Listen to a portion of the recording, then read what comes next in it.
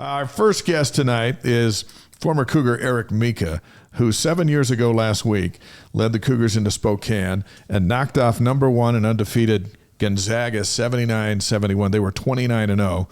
He led the Cougars with 29 points and 11 rebounds. I was in Spokane last week with a baseball team, and the Zags still remember the night Eric Mika came to town and ruined their whole season. They were trying to go wire to wire. It just didn't happen. So what a setting to bring Eric Mika back to the Wise Guys. Eric, was there any better feeling in all of your sports conquest than that night against Gonzaga in Spokane? You know, you texted me and told me to prepare for that's coming up later. That's coming up later. We got more later. It's just out of the gate. I'll say this. I think maybe there's one moment that was sweeter, but in my whole career, but I think nothing tops as far as my experiences at BYU. That game. I mean, it was pretty awesome. Yeah, that was quite a night. It shocked the world, really. So, and I think they're still in a funk up there because BYU went and swept their baseball team this last weekend. Gonzaga, they can't deal with BYU now because of that. They just can't get 8 years later, 7 years later, they can't get over it. They cannot get over it. What was it about that game? What was it about that game that helped you and the guys just pull it all together? I mean, you fell behind like 20-3, but that didn't stop you. Yeah, I think it was just kind of this pressure being alleviated, whether it was pressure from the outside going into the season or pressure we had put on ourselves or whatever. There was this pressure and these expectations that we hadn't been living up to, that we had probably mostly set ourselves. And, that makes you play tight. And so I think between, kind of the season where it was at that point, it's like we had to go win the WCC tournament to go to the big dance, and Gonzaga's got all the pressure in the world. We have next to none. Plus, we're down, as you mentioned, 20-3. So, on top of the context of the game, also within the actual game, there was less pressure because we were already down. So we just played free, and I think that's what we were searching for that whole year, and it's hard to find. With young teams, it's hard to get guys to play that kind of, with that kind of free spirit and that much off of their shoulders from the jump. And the young teams that figure out how to do it find success. And, we finally did in that big game, which was a lot of fun. That's an interesting concept. So, I'm thinking, we were just gritty. We had these tough guys. But you're saying, no, we played loose and we played better because we played loose because we didn't have any pressure on us. And that's a really interesting thought in that game. Let's compare this year's team with that team. Playing free, you guys were talent all over the floor on that team. This team's got a lot of talent. Mindset-wise, this team's on a 6-game win streak, so they're in a little bit different situation. But they go into Iowa State tomorrow night, and Iowa State's a top 10 team. Nobody really expects them to win. Is the key for this thing? What is the key? Do they play free like you're talking about? Or what do they need to do to go have success against the team that everybody thinks is going to beat them? Yeah, I think that's a big piece of it. To me, there is some pressure. You're going into a hostile environment. It's going to be a fun atmosphere. Iowa State is rolling. They're a good team. But, yeah, if we're talking about pressure, Iowa State feels way more pressure. They're going – if we lose this, we lose the double bye. We lose the tiebreaker to BYU. I feel like they're at home. They've kind of had a lot more attention the whole year, and now it's culminating to this. Whereas BYU, I think, has just slowly trended upwards. So if we're going based off of pressure, I think Iowa State has more pressure. BYU, like you said, no one is really expecting them to win. I looked on ESPN; they didn't have a line yet, but they had a 75%, they fill up that little circle, 75% in Iowa State's favor. So that means the line is going to be pretty favorable for Iowa State as well. I think the guys should be, ecstatic about that. No one expects you to win. You're on a roll. You and only you know what you truly have. We're all bandwagon fans at the end of the day. We're jumping on because we're playing well and because we won 6 in a row. But these guys know even deeper than that how good they really are and how much they have to still tap into.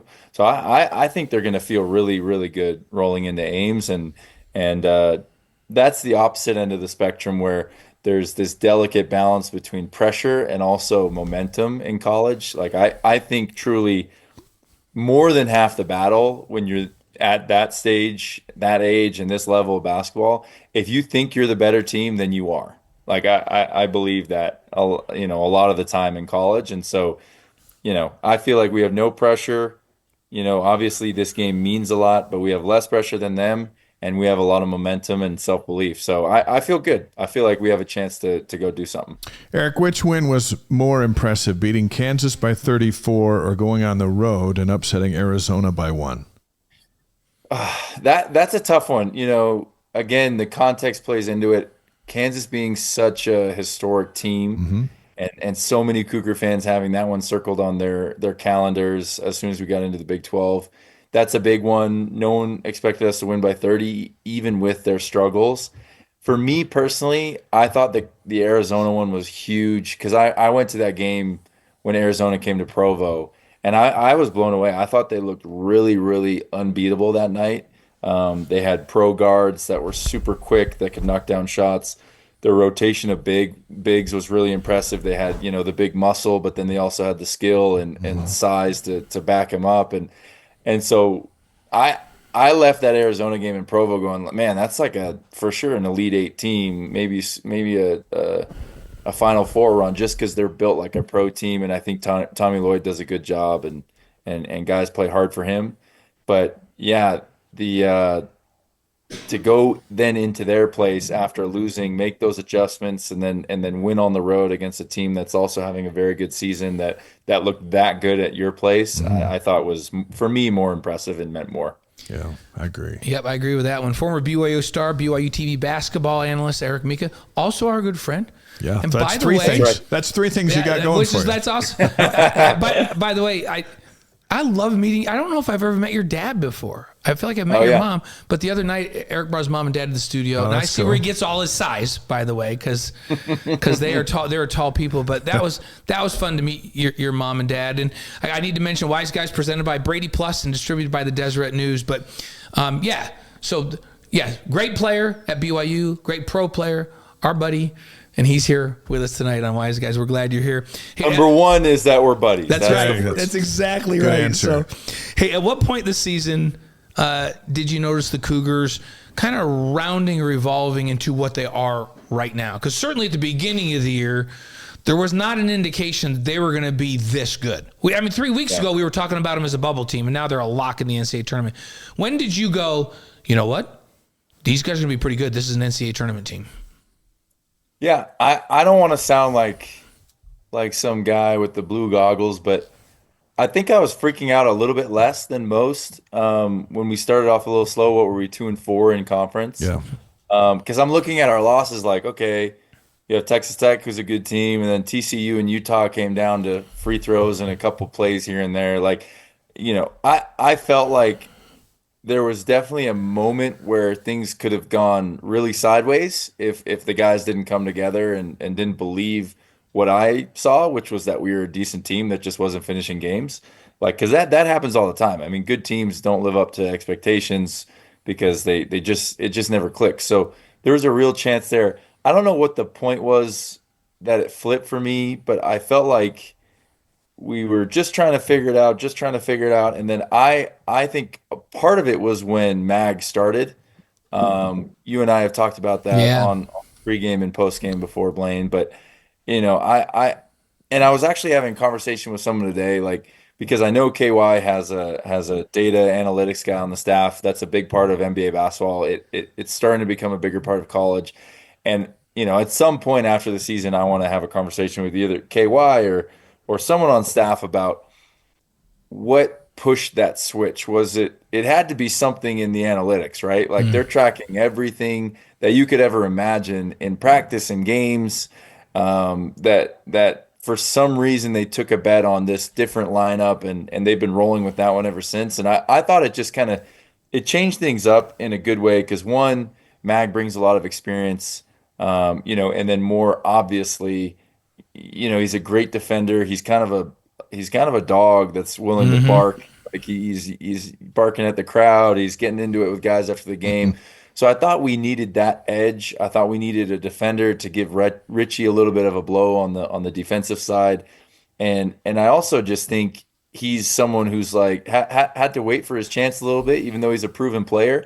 And so he came in with the right chip on his shoulder that was still, uh, a benefit for the team. It wasn't a chip on his shoulder like, oh, you guys are idiots. You should have been playing me. It was like, no, this is what I do. This is how I'm going to do it. And it set a different tone that I think defensively we picked up. I think guys sort of settled into their roles because they saw like, oh, we have a lot of capable and versatile and different players, so we can come at you in waves in different ways.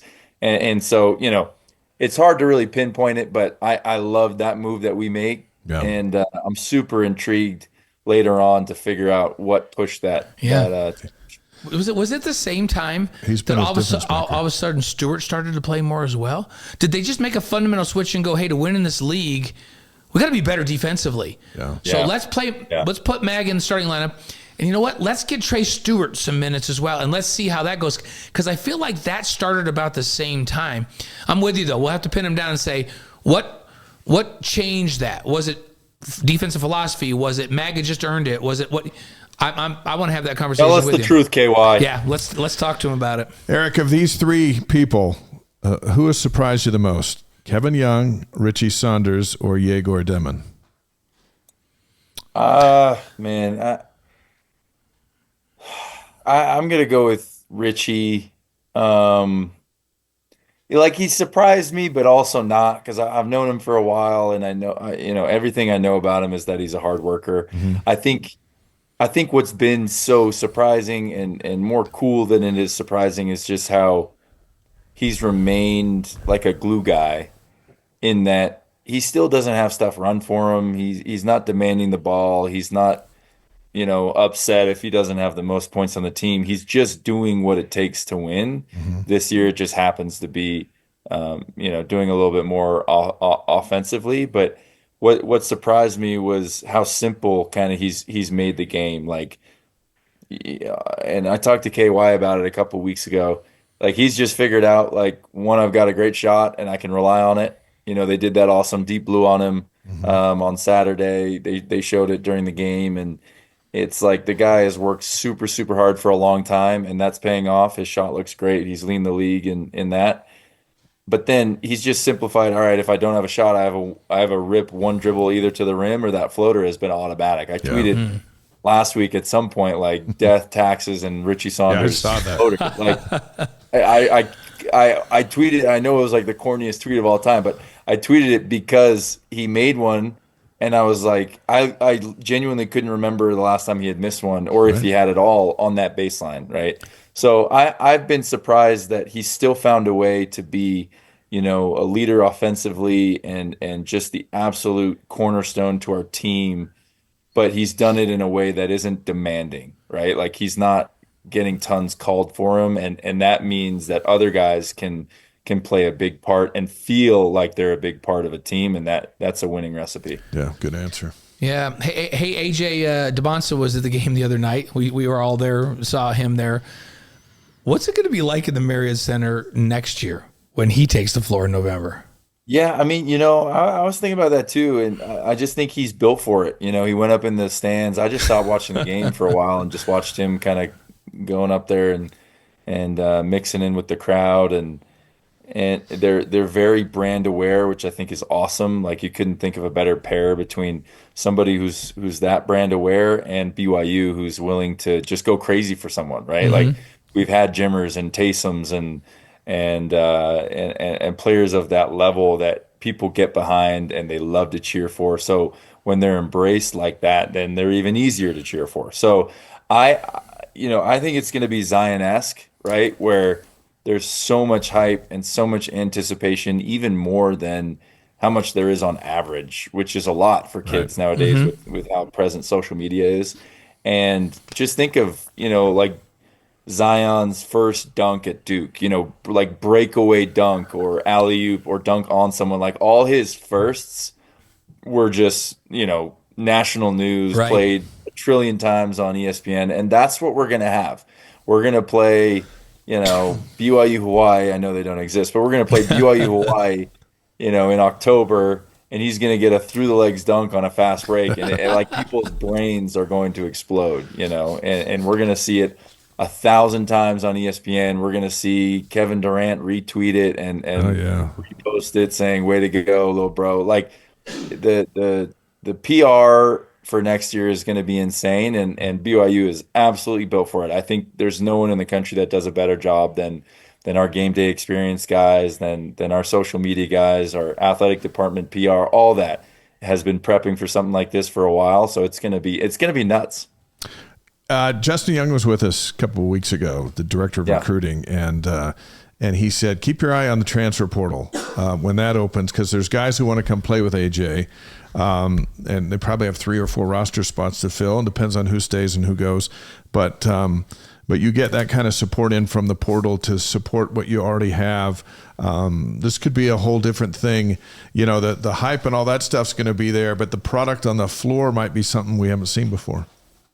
Yeah, I what a different game than it used to be with the transfer portal. And another conversation I've had with people on the staff is they figured out the formula quickly, which is they need to get old, right? Like that's what we are right now. That's what, look what Auburn did over the weekend, and their average age is like barely younger than the Oklahoma City Thunders, Oklahoma City Thunder. So it's we want to get old quick, and we want to pair AJ with guys like Richie, like Trevin, like Foose, like Dallin, who have been in big games, that know how to navigate this league. And so I'm super excited to see who we get in the portal, and who's willing to take a chance on BYU and all the things that come with it, but also, guys that are not afraid of the moment and the spotlight, right? Because playing with AJ, it's a double-edged sword. It's like, if you play really well, it's like the LeBron effect. Yeah. If you play really well, you're going to be in the NBA forever and you make a ton of money. If you don't, or if the optics are that you don't, then people are going to throw you under the bus. So who is good enough and who's also not afraid of that challenge, they're going to come here and have a special experience. Yeah, you just mentioned, Eric, you said, well, guys like Richie and Dallin and Trevin, and I'd add Foose to that. Other than Trevin, all those guys can be back next year and play with AJ. That's crazy, because KY has the ability to bring back a really veteran core to put around AJ. A couple of young guys that could be a team where we start to look at it and go, from a talent perspective, this team could be a Final Four team. Am I out of my mind thinking that? So Foose can come back. I didn't know the other ones I knew. Isn't Foose a I junior? think Foose is a senior. Maybe Foose is a senior. Caba's a junior. That's you right. You never know with the NCAA. Almost everybody. Yes. Eric, you might be able to come back. Eric, I might be able to come back. Did you play a junior college year? Because you can come back now. Nobody skipped his last two, so he's got that. Maybe I was thinking of Caba. Caba's back, that'll right? be interesting. Caba's I mean, Foose or not, the point is, I get what you're saying. Like, you can get a lot of these guys back, and that's going to be, probably the biggest thing circled on KY's agenda. But he did it last year, and the guys didn't even know him, and they didn't even know what he could do for them, their career.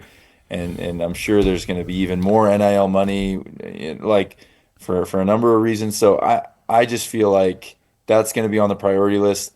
You do worry about it because you don't know each of these guys and their own journeys and what they want out of life, right? Like, it's going to be different for all of them.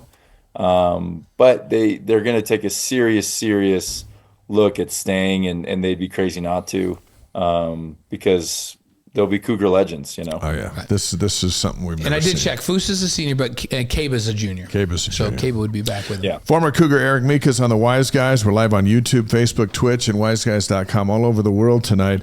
Henry Marsh, the running legend, said he saw that Iowa State's an 8.5-point favorite. So that's the line or number that's out there. So what 3 things need to happen for BYU to win tomorrow night in Ames? What do you think? Oof. Oh man, that's where you're gonna get me. I'm not the analytical guy that can break down the piece. Yeah, but you're a big man who's won big games. Well, all right, give the ball to Foose. Foose has got to have. Does Foose need a double-double, or does Caba and Foose need to combine for something? Yeah, no, I mean they need to establish a presence like they have in all the games we win. I mean, I'm just trying to think. like what we've been so good at recently. I don't know if I'll give you three. I'm just All right. gonna think out loud, but one is the bench. You know, if the bench can continue to do what they're doing, that's going to be huge. They've been outscoring people. You know, they had another game on Saturday where they scored 43. So I think the bench is going to be huge. Another key will be, a point of emphasis in the post game on Saturday was our staff wasn't expecting the game plan that West Virginia threw at us in the first half. Now, obviously, we adjusted, and we did a good job defensively in the first half, right? So we still held that lead, but I think a key will be our creativity and our preparation going into this game. Like what kind of tricks and what kind of game plan, what kind of kinks that we can expect from Iowa State being thrown in there, and instead of having to adjust at halftime, are we even more prepared than we've been for any other game, right? And I think it was a good lesson learned to go and be kind of stumped in one half for once Yeah. by West Virginia, who slows down the pace just like Iowa State. So I think the game plan is going to be a big piece. You could probably put that in the top three of every single game, but this one will be a little different after, kind of a wild West Virginia first and second half. Yeah. Yeah, and then this is a battle of style, right? They want to slow it down, we want to speed it up. So I don't know if it's a question of who wins the game, the pace game. Like, do we speed it up or do they slow it down? But I just think it always comes down to who makes the other one a little bit enough, more uncomfortable. Like, Right. what are we doing? And this feeds right into the game plan. What are we doing to speed them up? Is it more than what they're doing to slow us down? And who gets the other to do more things that they're uncomfortable doing? And so, yeah, I guess that feeds into game plan. So, Yeah. a long-winded answer, but I'd say game plan and the bench. So they got this big one. They're on the road tomorrow night, and then they head back home, and they've got the Utes coming into Provo. There's a little bit of a score to settle on this one. It's like 73-72 up there in January. This should make for quite a home finale. Should be fun on Saturday night, right? Yeah, we sure love the theatrics, I guess, for senior night. We just get a super emotional game on the schedule there. But yeah, we owe them one. I just feel like every rivalry game, you kind of throw out the stats and the schedule and the record and all those things. It's just so much emotion. Even if you haven't grown up watching it, you just feel a different buzz with it.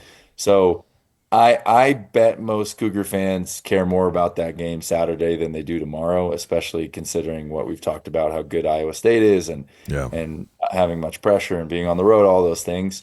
I know Cougar Nation wants that Saturday one back so we can finish on a high note and tweet for the however many next 8 months until we meet again. We got to have something backing up our tweets. So that'll be a big one. I think we've got a shot to get them both. Eric Mika, a couple more questions before he reveals his top five games in his career. That could be at Lone Peak. That could be at BYU. That could be all around the world. Could have played in Serbia. I mean, in the NBA, Jonathan could have been Tavernari anywhere. keeps telling us there's nothing like playing in Serbia. Nothing like playing in Serbia. He tells us I got hit with a battery in the back of the head from a fan. So, I believe that. So that's coming up here in just a second. But it's tournament time. Big 12's next week and the big dance after that. Let's start with the Big 12. BYU will be no worse than a 5 seed. How are they built to advance in the Big 12 tournament? And then we'll ask you about the big dance after that. Yeah, I think it comes down to what I mentioned, the bench and the depth. Like we have experienced guys. We're peaking at the right time, which is so important. Like you kind of reveal who you are as a team right now, right? Like a little bit later in February, going into March, and I think we're showing that we're a very capable team. And the depth matters, and this will seem so simple, but it's so real, and at the higher level you get, those tournament games are so packed, right? Like you play one, and then the next day you play another, or you might have a 24-hour break, and it's so different because teams are willing to throw completely different looks at you, right? Like it's not, hey, we're playing you now and then we're going to play you in another 7 weeks. It's like, hey, this is everything. So we're going to do whatever it takes. We're going to game plan. We're going to study a little bit more film and see exactly how to make you uncomfortable. So the game plans are better. The players are adrenalined up and also tired. So it's like who has the most guys, who has the deepest bag, and who has the most creative game plan. So I think we're showing, like I said, middle to end of February, we're showing that those things are all clicking and looking good in our favor. You know, it's been a long time since BYU's advanced in the NCAA tournament, right? So Yeah. is Jimmer the last? Yeah. Yeah, wow. The Jimmer year's last. Remember, we won a play-in game, but first round, getting out of the first round, that was Jimmer. Why has that been so hard? BYU's had some good teams. Now, I do think that 2020 team that got short-circuited by COVID, I mean, we all felt really good that was a Sweet 16 team. That was going to be the year, and then it got taken away. Is this a team that could win a game or two in the tournament, do you think? Yeah, that's where I don't know if I'm just a cautious fan, but I feel like it's kind of luck of the draw, like really. Matchups. It's such a crapshoot for seeding and then also matchups, right? Like even last year, I felt like we were peaking at a pretty decent time. We had built a pretty awesome identity, and then we just got a really tough matchup, right? And you could probably go into the game plan and analytics and things we did wrong. You could pick it apart in a million ways, but at the end of the day, there were a lot of teams in that field of 64 that I think we would have beaten, and the one we got to match up against, we didn't, right? And maybe even we would have beat them 9 times out of 10. I don't know. It just wasn't our night. But it's anybody's game. And JT on Saturday was saying something about, well, that's why they call it a Cinderella run or whatever. In my mind, I was going, me filling out my bracket, knowing nothing about this 16 seed or 12 seed or 11 seed, whatever. To me, they're a Cinderella. To them, they're not, right? It comes down to that self-belief that I've been mentioning. And most likely they're there because they won a lot of games and they most likely won their conference, right? So they know how to win. They're peaking at the right times. They believe in themselves. So it's kind of a crapshoot. But do I think that us facing up against most of those teams, we win a game and potentially two? Yes. Like I would, I'm confident in saying that even with the way I prefaced it. Another thing from Saturday that I took was, okay, muck the game up, slow it down. Your game plan is greater than ours. And we still found a way to have a lead at halftime, right? We showed a lot of resilience. We also showed a lot of versatility in how we can win games. So, I feel like we had a really good display of winning games in different ways, having a deep team, believing in ourselves. So I don't think it's crazy to say we could go on a Sweet 16 run, but it's also March, so everything is crazy. Well, Dave and I were talking earlier before he came on, and we said the game tomorrow night has some importance for NCAA tournament seeding, likely because they win tomorrow night, beat Utah, and go and win a game in the tournament. They get off of that. Like right now, they're talking about them as an 8 seed. There's a big, huge difference with who you face in the second round if you're a 6 seed rather than you're in that 8-9 game. You could be in the same region as Auburn, and now game 2 is Auburn. Like that's no fun. Or Houston, right? And so tomorrow night has a little more significance in the long term than it does in the short term, because a win tomorrow night could change a lot of people's minds and really take BYU up in the net. Then they go beat Utah on Saturday, get a bye all the way to the quarterfinals. Even if they say they win in the quarters and then they play a semifinal game and lose, they're probably a 5 or a 6 seed at that point. That's a way different pathway than being where they're talking right now, an 8 seed, right? Good deal. Yep. So, but again, like 1 seeds have been upset, right. 2 seeds, it's just like you don't know. You could. I bet our team last year looked at where they felt they deserve, as far as seeding versus what they got, and if you go back and analyze it, it's like, oh man, that's the path I wish we would have taken, or the couple of years before then when we played UCLA the first round, right. And they go on to go to a Final Four or whatever it was. It's just there's some luck to it, but luck is on our side right now. I'm feeling it. There you go. Eric is feeling it. Now time to open your journal. We're going to go down history lane here. 5 questions is presented by Strategy Square, delivering connection, clarity, and confidence in business and marketing strategies, owned and operated by a BYU alum who's helping the wise guys conquer the world. You can reach Chantal at strategysquare.co. Tonight, Eric's going to reveal his 5 favorite games during his playing career, from 5 to 1, with 1 being the the Super Bowl favorite of game, all yeah. moments. We know that Gonzaga's game somewhere in here. We know it's in the list. Because we did preview that early. But we don't know where it is. And I'm certain it's not number one, by the way Eric talked about it. Yeah, So. I know. He's got a surprise for us. It's high up there. So am I going? Yeah. Start with 5, Eric.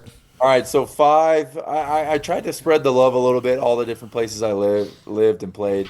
So number 5, I had a really cool opportunity to play with Team USA a number of times. I played like 6 or 8 games with them. I can't remember, all qualifying games. So to get us into the World Cup, to get us into the Olympics, whatever it was, to get us into the FIBA America. They're all different, but. One game in particular, we went to Colombia and played the Colombia national team. It was so cool because just culturally, I had never been to South America, so it was different. It was unique to experience that. It was also really cool because it was kind of a smaller gym, but it was packed. I mean, they wanted to see the USA so bad. They wanted to see their country beat the USA so bad. And then another reason it was fun was. When you get in these games, FIBA, it feels like when you play FIBA, and especially with these national teams, it's like they're trying to get every little mind game out there. They're trying to win in every little incremental way. So, and we knew that. We had talked about it as a unit. We had a game in Vegas. We won. We went down. We said they're going to do stuff that they're going to try and throw off our rhythm. So, for one, there was a leak in the roof. During our one practice or 2 practices, there was always a leak, and then 5 minutes before the game, when we're doing our final layups lines, they put a ladder up on the hoop and block us because they have to fix something. It was crazy, but we're all laughing to ourselves like, okay, we prepped for this. We know what we're here to do. We're here to win our second game and get us qualified. So, being with that group of guys, I think 11 of the 12 of us had NBA experience, and so really high level people and players, and we went in there and just kind of ripped it from them, and I don't even remember what we won by. It was probably 16. It was one of those games where it was up and down, but we just kind of finished it off, and it was just a fun atmosphere. I played well, and we had a great group of guys. That's a worthy fun top experience. 5. Yeah. So it was super fun. Okay. So number 4. Yeah, let's go to 4. So now I'm going to give the G League a little bit of love. So when I was in Vegas with Ignite, my first year when I was healthy, I flirted with a triple-double like 7 or 8 times. And I finally got one. We were in RGV, so Rio Grande Valley. We were playing the Houston Rockets G League team. Oh, the Rio Grande Valley Vipers. Yeah. That's right. I got an awesome stadium. You don't even know that I called the G League for a year, do you?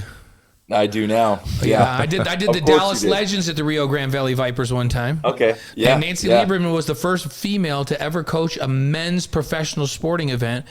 And we covered it on NBC National that night. And I was like, wow, there's a team in Rio Grande Valley Vipers down in Hidalgo, Texas. They got a nice stadium and a good unbelievable arena. The place is packed. Yeah. It's like crazy. I know. They have like 12,000 people, 12 to 14,000 people. It's packed. It's nuts. It was really fun. Really good job. So, it was let's see. It was the second of a back-to-back too. So we lost the first game. I think I played well. It was a close one.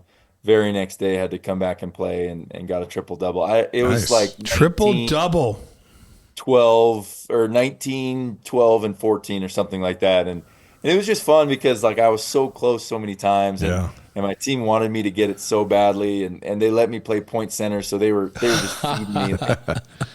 They told me I had 9 assists, and they threw me back out there. So it was a lot of fun, and felt like it was kind of the top of my playing career because I was physically, I felt really good, but mentally the game had slowed down like never before. So yeah, that's awesome. A lot of fun. So he's in Colombia. He has. What's that? I said, this is going to be fun because this is like a tour around the world. Your 5 is in Colombia in South America. Your 4 is you fly to McAllen and drive south. If you get to the border of Mexico, you went like a half a mile too far. Yeah, basically Mexico. So you're right there. So now I can't wait to hear where 3 is. Someplace else in the world.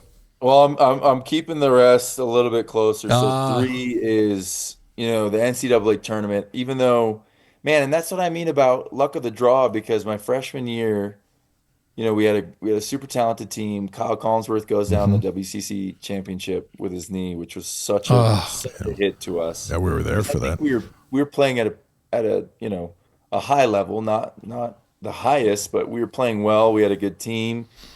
He goes down, and then we're a 10 seed, and we play a 7 seed Oregon, who at some point in that year had been like top 15. Like they maybe even top 10. Like they were super talented, and we had already played them, so it was kind of a bummer because like I wanted to experience someone else, and they had been ranked super super high, so it was just a tough draw, right? And they went on to win maybe even 2 games, but just being in the tournament was cool. Like we practiced in Wisconsin right after University of Wisconsin did. So, as they were being ushered off the floor, there was a standing ovation from all the red that were in the crowd, and then there were just thousands of people sitting there watching us practice, which was pretty cool. It's the biggest stage in college sports, and I got to experience it, which I'm super grateful for. So that was a cool one. We talk about how NIL has changed the game in the current state.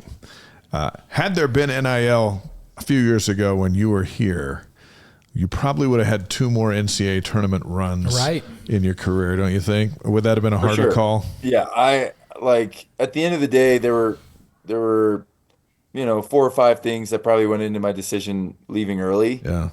But like knowing that there's a short window of time that I can earn money playing basketball was number one. I'm married. Sure.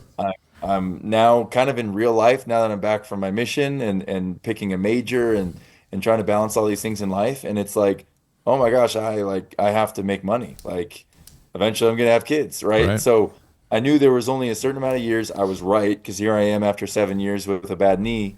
And it's like money was probably the biggest factor. And so if NIL was a thing, I would have stayed, I always joke, and I think I've told Nate Austin this right to his face. I would have stayed longer than Nate Austin. Right? Wow, that's almost impossible. That's a long time. I would have, just absolutely taken advantage of that and stayed and been a part of it. But yeah, being there once is 1 out of 2 years is pretty good, so I'll take it. There you go. Good. Okay, how about number 2?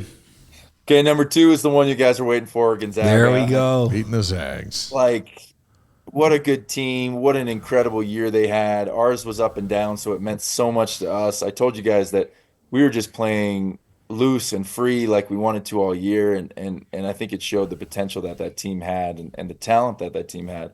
Obviously, personally, I had a fun game. I had a great matchup, and we were exploiting those matchups, right? So that's always fun when I can truly say, like, people talk about like being in the zone, and that was one game where I was in the zone. Like I wasn't thinking about makes or misses. I was just I was playing, I was having fun, and the ball happened to be going in. So it was a good time. That block on Zach Collins was super gratifying. I thought for sure I was going to get a foul just because of how college refs work, but didn't get a foul and ended up being a big play. So that one was super, super fun. 29 points. Yeah. Did you silence the dog pound up there? They've got this reputation that's a loud arena, not huge. Oh, yeah. It was loud. And I was talking to the crowd the whole time, which made it super fun, too. After every bucket, I was saying something probably inappropriate. But then you get to the end, and they're honoring the seniors. And these are, they're 29-1. Their newspapers already been printed saying they're 30-0. They thought they were going to dog walk us out of there. And then they're honoring the seniors, and it's dead silent. And I'm the only person in the gym talking, getting interviewed by ESPN, and it was like one of the richest moments of my life. Oh, that's awesome.